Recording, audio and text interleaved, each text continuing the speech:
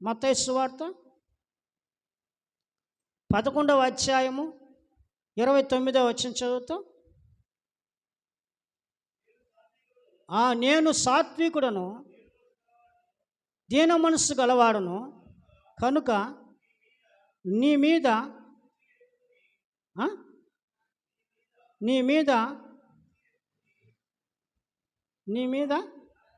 నా కాడి ఎత్తుకొనుడి, నా యొద్ద నేర్చుకొనుడి, అప్పుడు మీ ప్రాణమునకు విశ్రాంతి దొరుకును. హల్లెలూయా. మనిషికి విశ్రాంతి ఎక్కడుంది? మనిషికి సమాధానం ఎక్కడుంది? మనిషి ఎప్పుడు సమాధానం జీవించగలుగుతాడు? మనిషి ఎప్పుడు నెమ్మదిగా జీవించగలుగుతాడు? మనిషి ఎప్పుడు ప్రశాంతంగా జీవించగలుగుతాడంటే యేసయ్య కాడి మొయ్యాల. ఎద్దు చూడండి, యజమాడు కాడి పెడితే ఆ కాడి చాలా భారంగా ఉంటుంది ఎద్దుకి. ఒక్కోసారి ఎద్దు సొమ్మసిలిపోతుంది. అది భారమైనటువంటి కాడి, శ్రమ కలిగే కాడి, అది శ్రమ పెట్టే కాడి. కానీ యేసయ్య కాడి అటువంటిది కాదంట, అది సులువుగా ఉంటుంది. ఎలా ఉంటుందంట మా కాడి?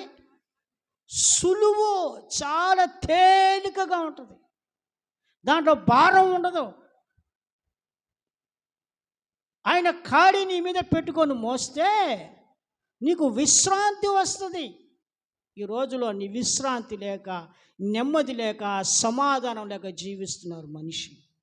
తింటున్నాడే కానీ, తాగుతున్నాడే కానీ, కట్టుకుంటున్నాడే కానీ, ఉంటున్నాడే కానీ మనసులో విశ్రాంతి, మనసులో సమాధానం లేదు, మనసులో శాంతి లేదు, విశ్రాంతి లేదు.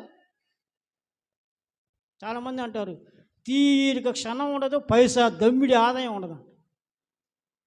క్షణము తీరకుండదు, దమ్మిడి ఆదాయం ఉండదు.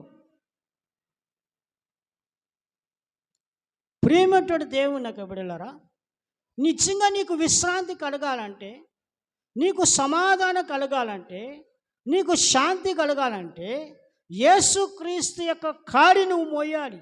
ఎందుకంటే యేసుక్రీస్తు సాత్వికుడు.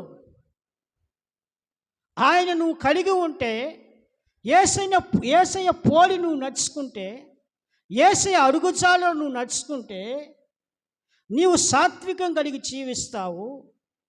ఆ యొక్క నడిపించే విధానము, ఆ జీవన విధానము చాలా సులువుగా ఉంటుంది, తేలికగా ఉంటుంది.